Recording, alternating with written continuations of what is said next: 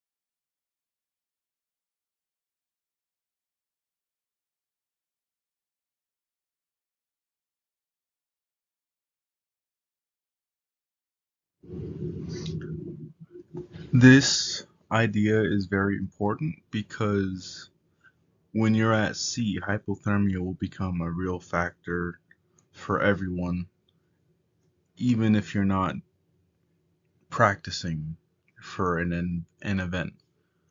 And everybody should understand what hypothermia is and the dangers of being in water for extended periods of time, especially without proper equipment and preparation and training.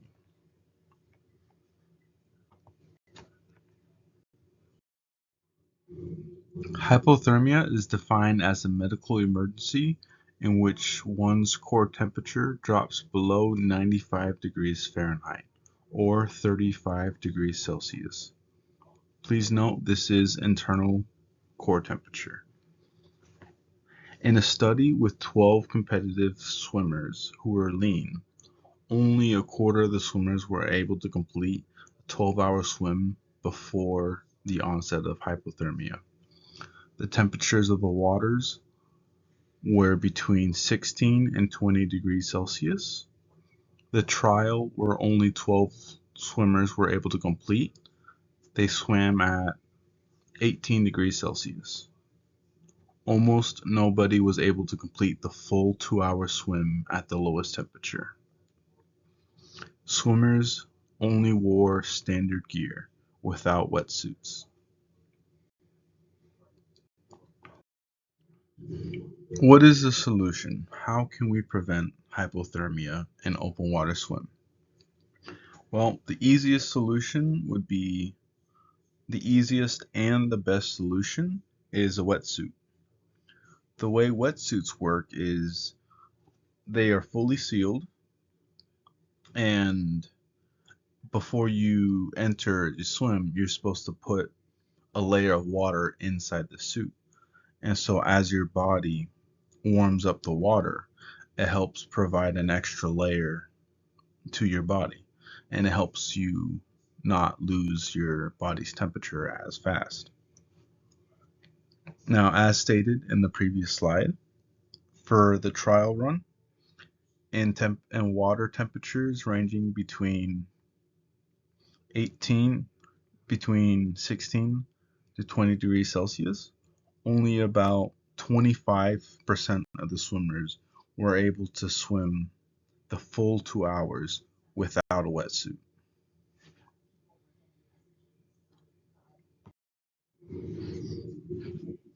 Related terms will include work and acceleration. Now, both of these terms are related to this question in terms of thermoregulation. Now, work is defined as the amount of energy required for any given movement. Acceleration is the rate of change during movement.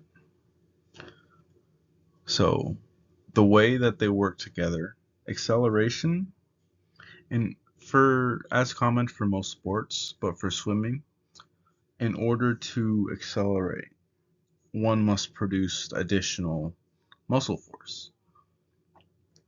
And so, as a byproduct, that helps with generating heat during thermal regulation.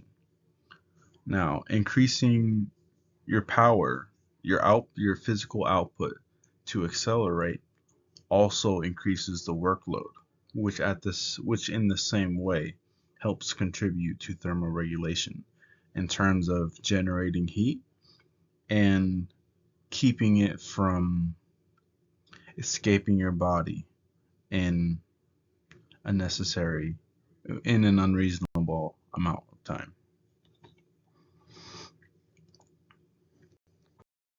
As stated earlier, the very best solution to this issue was simply a wetsuit. But wetsuits can be a bit hard to maintain, especially if one is not as involved into the sport as other regular participants. So other ways to help mitigate extend your time in the water and to mitigate the risk of hypothermia is cold water adaptation. So exposing yourself to cold water regularly, like, just taking cold water, like instead of taking hot showers, taking colder showers will help you, it helps you adapt to the cold better. So that next time for the event for jumping into cold water, it helps reduce the amount of shock you feel, and it also decreases the adjustment period required for you to start, feeling warm and heating up. So, easy answer to the problem is a wetsuit. Otherwise, exposure therapy is also a very good idea for someone who might not want to purchase and invest their time and money into a wetsuit. Thank you.